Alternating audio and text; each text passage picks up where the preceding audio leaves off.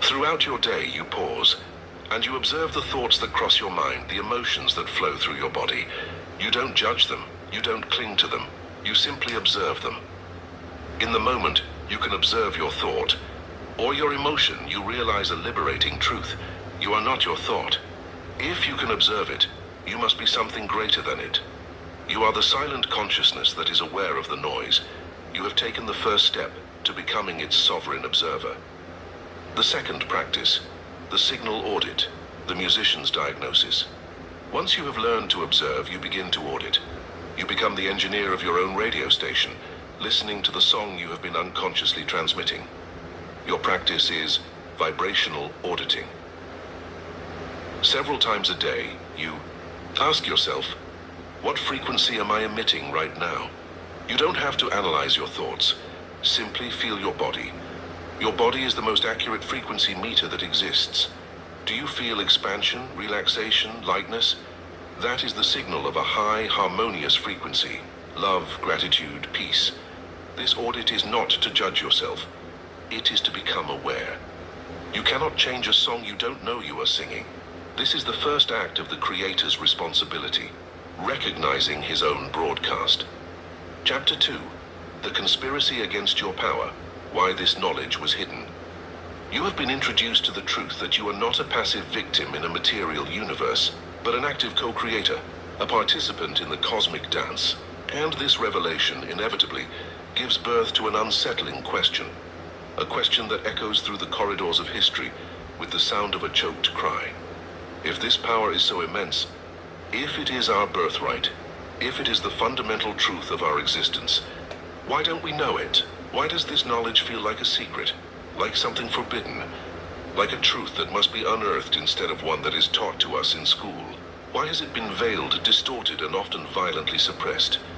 The answer is as simple as it is dangerous to those who have held power throughout history. Because a human being who awakens to his true power is a human being who can no longer be controlled. Throughout the history of our civilization, a silent conspiracy has existed. Not necessarily a conspiracy of evil men in dark rooms, but a conspiracy of consciousness itself, a war of paradigms. It is the war between two fundamental ideas that compete for the soul of humanity. The idea that power resides outside of you, in a king, in a priest, in a government, in an expert, in an external God who judges and rewards. The idea that power resides within you, in your own divine consciousness, in your capacity to choose, to create, and to access the wisdom of the universe directly. The world's power structures, political, religious, and even scientific, can only exist and thrive if the vast majority of humanity believes the first idea. Their survival depends on your amnesia. It depends on you continuing to believe that you are a sheep who needs a shepherd to guide and protect you. Because the moment a sheep realizes that it is not a sheep, but a lion with the power to choose its own path, the shepherd becomes irrelevant. And an irrelevant shepherd is a shepherd without power.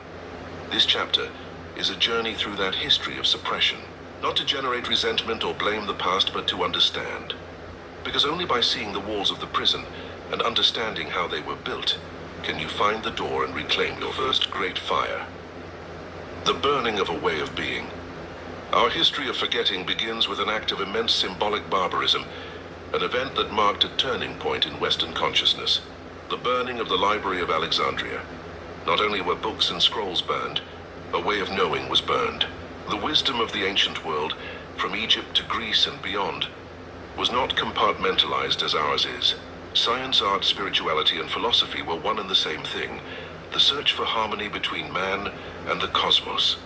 They understood the universe as a living, interconnected organism, where the movements of the stars were reflected in the affairs of men, and where consciousness was the key that united the microcosm, the human being, with the macrocosm, the universe. The burning of the library was not just an accident of war. It was the symptom of a paradigm shift, the beginning of the end of the age of the mystic, and the beginning of the ascent of the age of the dogmatic. Knowledge ceased to be a direct personal experience, a truth felt in the heart and validated in life, and began to become a literal text that had to be accepted without question. It was the first great act of the externalization of power. The truth was no longer within you. It was in a book. And that book, of course, would be controlled by an elite. The heresy of inner divinity, the persecution of the Gnostics. Perhaps no group in history understood and suffered so brutally for the secret of consciousness as the Gnostics. The early Christian mystics, whose worldview was so radically empowering that the institutional church, in its struggle for power, had to declare them heretics and erase their gospels from history almost completely. What was their heresy? Their unforgivable crime? Their central teaching, the one that condemned them, was simple and devastating to any external power structure. The kingdom of God is not a place you go to after death. It is a state of consciousness that is available here and now. And the divine spark, the Spirit of God, does not reside in a stone temple or in an intermediary priest. It resides latent within every human being. For the Gnostics, salvation did not come from blind faith in an external dogma or from obedience to an ecclesiastical authority. It came from gnosis, the direct experiential knowledge of your own divine nature.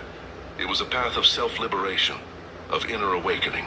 You can see why this was so dangerous. If God is within you, what need do you have for a church? If you can access the truth directly through your own consciousness, through your own intuition, what authority does a bishop, a cardinal, or a pope have? They taught spiritual sovereignty, and so their texts were burned. Their followers were persecuted, tortured, and massacred. The conspiracy against your power is not a theory. It is a historical fact written in blood, the alchemy of the soul, the inner transmutation. During the Middle Ages and the Renaissance, despite the oppression, the flame of forbidden metaphysics was kept alive in secret, in hermetic societies, in the lodges of builders, and above all in the dark, smoky laboratories of the alchemists. The popular view of the alchemist, often fostered by his persecutors, is that of a greedy charlatan trying to turn lead into gold to get rich. This is a caricature, a distortion designed to hide his true, much more subversive work. The true alchemist was not interested in physical gold. His laboratory was a metaphor. His true work was the alchemy of the soul.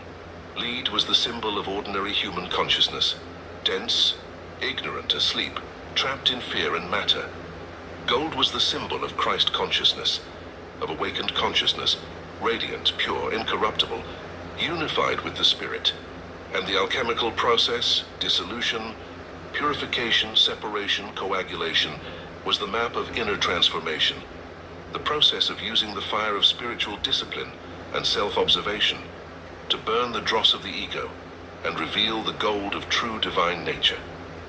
Once again, it was a path of inner power, of self-salvation, of creating one's own reality through the transmutation of one's own consciousness. And once again, it was persecuted. The Inquisition did not just hunt heretics. It hunted anyone whose power did not come from the official structure of the church, that operated outside of dogma. And they were systematically eliminated, their knowledge ridiculed or destroyed. The conspiracy against the self, the ego's role. Now, we must turn our gaze inward, to the landscape of our own psyche. Because the most effective prison is not one with external walls, but one we build for ourselves. The most powerful conspirator against your awakening is not a king or a priest. It is your own ego.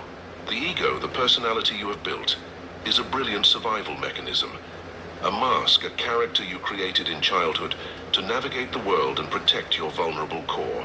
Its main directive is not your happiness, your expansion, or your truth. Its main directive is security through the familiar. The knowledge that you are a creator, that your consciousness shapes reality, is the greatest threat to the ego's existence. Why? Because the ego's power resides entirely in the illusion of separation. Its identity is defined by the narrative of me versus the world. The truth of metaphysics, that you and the universe are one, is a death sentence for this separate identity. If there is no separation, the ego has no function. The tactics of self-suppression, your own ego becomes the fiercest and most cunning conspirator against your own awakening.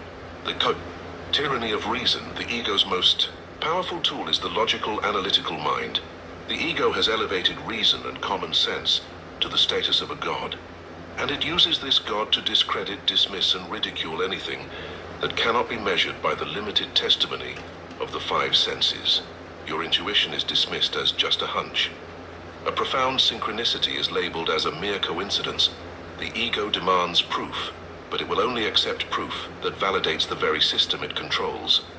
By keeping you worshipping at the altar of the limited logic of the five senses, the ego ensures you never use the true tools of metaphysics, your intuition, your feeling, your imagination, the very tools that have the power to dissolve the prison walls. The addiction to the familiar, the fear of freedom. The ego operates under a tragic principle. It would prefer familiar misery 1,000 times over unknown happiness. The state of being a victim, though painful, is territory it knows. It understands the rules. The state of being a sovereign creator is vast, open, and to the ego terrifying. Because in that state, there are no more excuses. There is no one left to blame. There is only power, and the immense weight of radical responsibility. The fear of freedom is often greater than the pain of slavery. The seductive narrative of the victim. Finally, the ego maintains its power by keeping you hooked on the victim narrative. This story is incredibly seductive because it offers the ultimate psychological reward. It absolves you of responsibility. If you are a victim of the economy, your boss, your genes, then your situation is not your fault. And crucially, if it's not your fault, you also don't have the power or the burden to change it. The ego prefers powerlessness to responsibility. The conspiracy closes the circle. The external conspirator, power structures, and the internal conspirator, your ego, form an unholy alliance, a perfect self-sustaining feedback loop. The external world validates the ego's fearful, limited beliefs, and the ego's beliefs prevent you from questioning the external world. It is the perfect prison, with the inmates policing each other and themselves. The conspiracy against your power has been revealed in its entirety. It is not just a historical force out there. It is an active psychological force in here. And the first act of the revolution, the first step toward true freedom, is not to fight the world's systems. It is to stop conspiring against yourself. It is to begin the brave, sacred work of dismantling your own Bad inner decision jailer. can drown you forever. Greed, loyalty, revenge. In the streets, everybody has a price. When survival is the only rule, trust becomes deadly, and the truth can get you killed. Experience the gripping urban audio movie everyone should hear. Deep End of the Gene Pool. 3.5 hours of non-stop action, suspense, shocking twists, and unforgettable characters. Download Deep End of the Gene Pool today at bsafe4.com.